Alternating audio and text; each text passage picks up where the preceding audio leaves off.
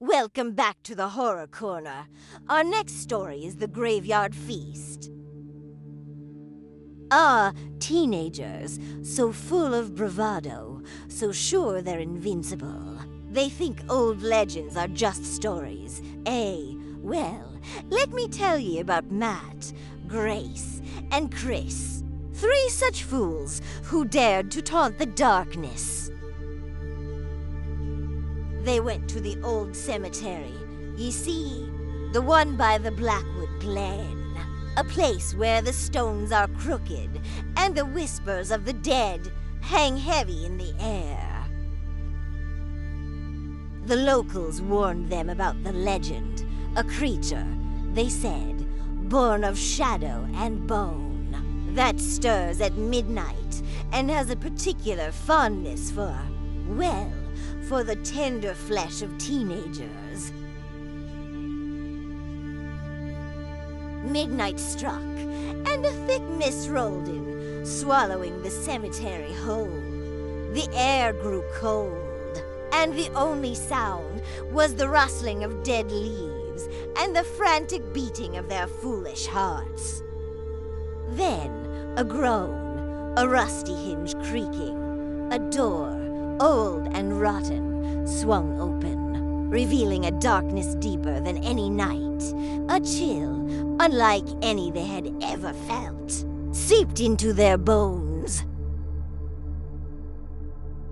A shadow moved within the mist, a shape that shifted and writhed, something with eyes like burning embers, glowing red.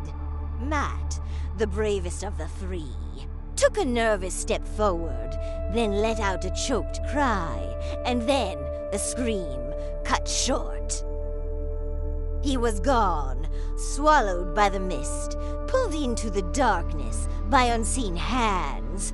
The ground where he stood was suddenly empty, as if he'd never been there at all. Only the lingering echo of his terror remained.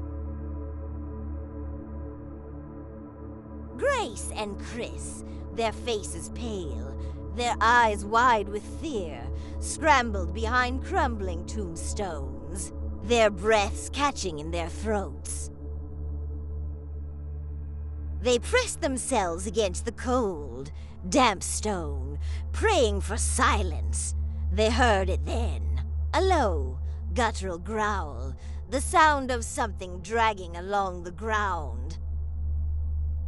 A sound that seemed to come from all directions. A skeletal hand, long and bony, with nails like rusted daggers, reached out from the mist, grabbing Chris by the wrist. He was lifted, kicking and screaming, his voice fading into a desperate whimper. Into the swirling darkness, the mist seemed to devour him whole, leaving no trace.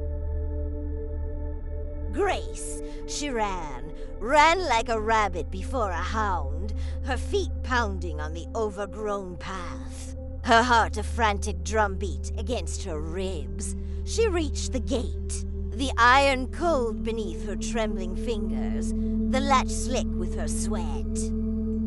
She burst through, the mist stopping at the gate's edge, the streetlights burning bright outside. A stark contrast to the suffocating darkness behind her. She thought she was safe. You see, she gasped for air, her eyes darting back towards the gate. But the creature, it was clever, patient. It had waited. A howl of pain echoed through the night as she was yanked back, her body slamming against the iron gate before being pulled up over the gate into the waiting darkness.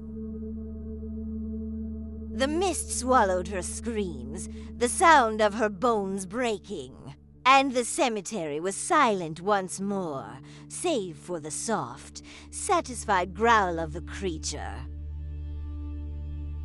And that, me bairns, is why ye should respect the old legends. They're not just stories, ye see.